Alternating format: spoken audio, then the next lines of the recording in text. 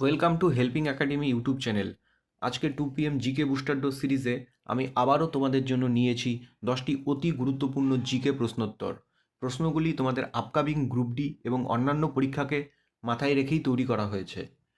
তো যারা প্রতিদিন জিকে বুস্টার ডোজ সিরিজটি ফলো করছো তাদের আপকামিং যে কোনো পরীক্ষায় যেখানে জিকে সেকশন রয়েছে ভীষণ উপকারে আসবে। তাই রোজ তোমরা এই সিরিজটি ফলো করার চেষ্টা করবে। তো আজকে আমাদের রয়েছে দোল পূর্ণিমা, তো সবাইকে জানাই দোল পূর্ণিমার অনেক অনেক শুভেচ্ছা। তবে একটা কথা মাথায় রাখবে, বেকারদের জীবনে কিসেরই বা রং খেলা। এই মোটিভেশনকে সামনে রেখে চলো দেখা যাক আজকের প্রথম প্রশ্ন কি রয়েছে।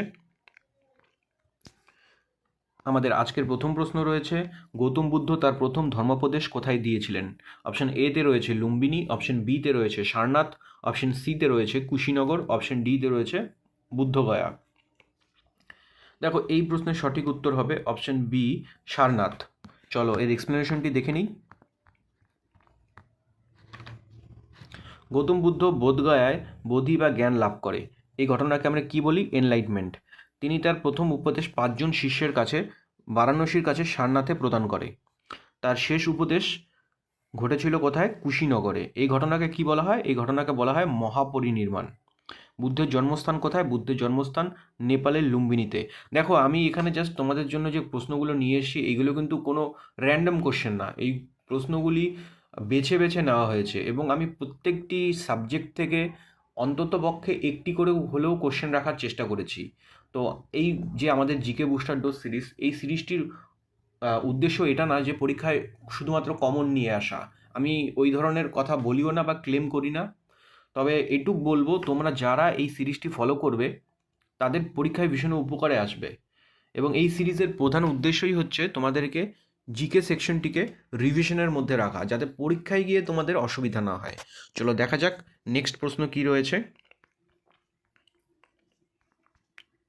আচ্ছা, আমাদের 2 নম্বর প্রশ্ন রয়েছে ভূগোল থেকে একটি প্রশ্ন। ভারতের কোন রাজ্যকে সাইলেন্ট ভ্যালি বা শান্ত উপত্যকা বলা হয়? A Tamil Nadu, B Karnataka, C Kerala, D Himachal Pradesh. তোমরা বলো এই প্রশ্নের সঠিক উত্তর কি হবে? দেখো এই প্রশ্নের সঠিক উত্তর হবে option C, Kerala. Silent valley national park কেরালার পালাক্কাদ জেলায় অবস্থিত।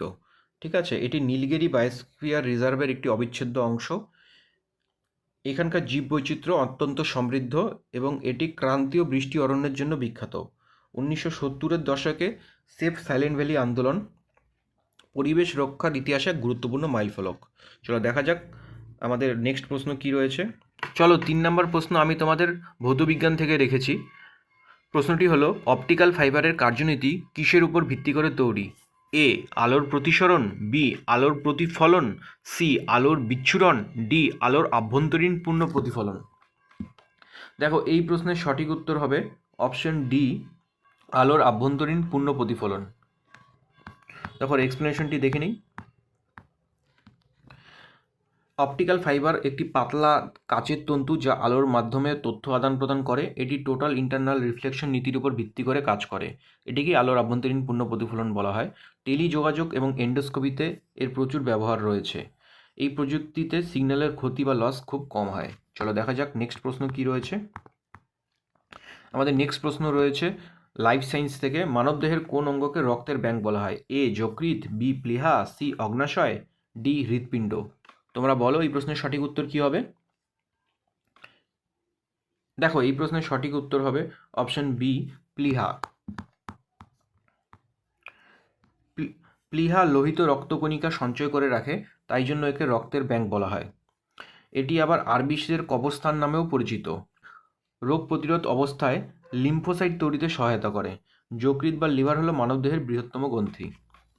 চলো দেখা যাক নেক্সট প্রশ্ন কি রয়েছে। নেক্সট প্রশ্ন আমি তোমাদের ভারতীয় সংবিধান থেকে রেখেছি। ভারতীয় সংবিধানের কত নম্বর ধারায় অস্পৃশ্যতা দূরীকরণ বা অ্যাবলিউশন অফ আনটাচেবিলিটি বর্ণিত আছে? এ 14 নম্বর ধারা, বি 15 নম্বর ধারা, সি 16 নম্বর ধারা, ডি 18 নম্বর ধারা। দেখো এটি ফান্ডামেন্টাল, অ্যাবলিউশন অফ আনটাচেবিলিটি কিন্তু একটি ফান্ডামেন্টাল রাইট। তো বলো এই প্রশ্নের সঠিক উত্তর কী হবে? এই প্রশ্নের সঠিক উত্তর হবে অপশন ডি, 17 নম্বর ধারা। 17 নম্বর ধারায় কি বলা আছে? 17 নম্বর ধারায় অস্পৃশ্যতা দূরীকরণের কথা বলা আছে। 14 নম্বর ধারায় কি বলা আছে? আইনের চোখে সমতা ও সমান সুরক্ষা। 15 নম্বর ধারায় বলা আছে জাতি, লিঙ্গ বা জন্মস্থানের ভিত্তিতে বৈষম্য নিষিদ্ধ। 16 নম্বর ধারায় বলা আছে সরকারি চাকরিতে সবার সমান সুযোগ। এগুলি প্রতিটি ফান্ডামেন্টাল রাইট টু ইকুয়ালিটির মধ্যে পড়ে। চলো দেখা যাক আমাদের নেক্সট প্রশ্ন কি রয়েছে। নেক্সট প্রশ্ন আমাদের ইকোনমিক্স থেকে একটি প্রশ্ন রয়েছে। ভারতে প্রথম জিএসটি কবে কার্যকর করা হয়? এ 1 জুলাই 2015, বি 1 জুলাই 2016, সি 1 জুলাই 2017, ডি 1 জুলাই 2018। তোমরা বলবে এই প্রশ্নের সঠিক উত্তর কি হবে? দেখো এই প্রশ্নের সঠিক উত্তর হবে অপশন সি 1 জুলাই 2017। জিএসটির ফুল ফর্ম হচ্ছে গুডস অ্যান্ড সার্ভিস ট্যাক্স। এটি একটি পরোক্ষ কর বা ইনডাইরেক্ট ট্যাক্স। 101তম সংবিধান সংশোধনীর মাধ্যমে এই জিএসটি চালু করা হয়। অসম হলো ফার্স্ট রাজ্য যেখানে জিএসটি বিল অনুমোদন করা হয়েছিল। চলো দেখা যাক আমাদের নেক্সট প্রশ্ন কি রয়েছে। নেক্সট প্রশ্ন রয়েছে স্পোর্টস থেকে 7 নম্বর প্রশ্ন। ডুরান্ড কাপ কোন খেলার সঙ্গে যুক্ত? A football, B cricket, C hockey, D tennis. তোমরা বলো। এটি ভীষণই সোজা একটি প্রশ্ন। এই প্রশ্নের সঠিক উত্তর হবে বলো option A football. Durand cup হলো এশিয়ার প্রাচীনতম এবং বিশ্বের তৃতীয় প্রাচীনতম ফুটবল টুর্নামেন্ট। এটি 1888 সালে হিমাচল প্রদেশের সিমলা শহরে প্রথম শুরু করা হয়েছিল। মোহনবাগান ও ইস্টবেঙ্গল এই ট্রফিটি সবচেয়ে বেশিবার জিতেছে। এটি ভারতের ঘরোয়া ফুটবলের অন্যতম প্রধান টুর্নামেন্ট।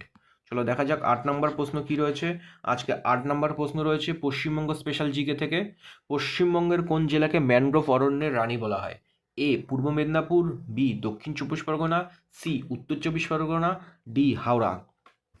তোমরা এটি ভীষণই সোজা একটি প্রশ্ন, তবে বারবার পরীক্ষায় আমরা এই প্রশ্নটি আসতে দেখেছি।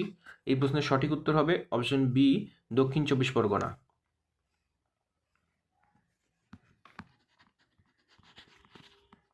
ইউনেস্কো ওয়ার্ল্ড হেরিটেজ সাইট সুন্দরবনের সিংহভাগ এই জেলায় অবস্থিত। সুন্দরবনের প্রধান গাছ হলো সুন্দরী, যার নাম থেকে সুন্দরবন নামটির উৎপত্তি। এটি বিশ্বের বৃহত্তম বদ্বীপ। এখানে বিখ্যাত রয়্যাল বেঙ্গল টাইগার এবং নোনা জলের কুমির পাওয়া যায়। চলো দেখা যাক নেক্সট প্রশ্ন কি রয়েছে। নেক্সট প্রশ্ন রয়েছে স্ট্যাটিক জিকে থেকে একটি প্রশ্ন। ভারতের প্রথম কৃত্রিম উপগ্রহের নাম কি? এ ইনস্যাট, বি আর্যভট্টা, সি ভাস্কর, ডি অ্যাপোলো। দেখো এই প্রশ্নের সঠিক উত্তর হবে অপশন বি আর্যভট্ট।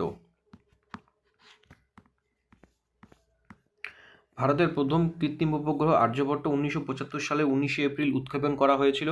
এটি সোভিয়েত ইউনিয়নের কসমস 3 এর রকেটের মাধ্যমে পাঠানো হয়েছিল। এটি বিখ্যাত ভারতীয় গণিতবিদ ও জ্যোতির্বিজ্ঞানী আর্যভট্টের নামে নামকরণ করা হয়েছে। এটি ইসরো এই উপগ্রহটি নির্মাণ করেছিল। চলো দেখা যাক আমাদের নেক্সট প্রশ্ন কি রয়েছে। এবং শেষ প্রশ্ন হলো বিশ্ব স্বাস্থ্য সংস্থা হুয়ের সদর দপ্তর কোথায় অবস্থিত? A New York, B Paris, C Geneva, D Washington DC. তোমরা বলো এই প্রশ্নের সঠিক উত্তর কি হবে? এই প্রশ্নের সঠিক উত্তর হবে অপশন সি জেনেভা। হু 1948 সালের 7 এপ্রিল প্রতিষ্ঠিত হয়েছিল। এইটি প্রতি বছর বিশ্ব স্বাস্থ্য দিবস হিসেবে পরিচিত। এর বর্তমান ডিরেক্টর কে টেড্রোস। নিউ ইয়র্কে রাষ্ট্রসংঘের সদর দপ্তর অবস্থিত এবং প্যারিসে ইউনেস্কোর সদর দপ্তর অবস্থিত। তো এই ছিল আজকে আমাদের 10টি ইম্পর্টেন্ট জিকে প্রশ্নোত্তর। ক্লাসটি কেমন লাগলো অবশ্যই জানাবে। ক্লাসটি যদি ভালো লেগে থাকে অবশ্যই একটি লাইক করবে এবং বন্ধুদের সাথে শেয়ার করবে। এবং এই চ্যানেলে নতুন হয়ে থাকলে don't forget to subscribe our YouTube channel. Thank you.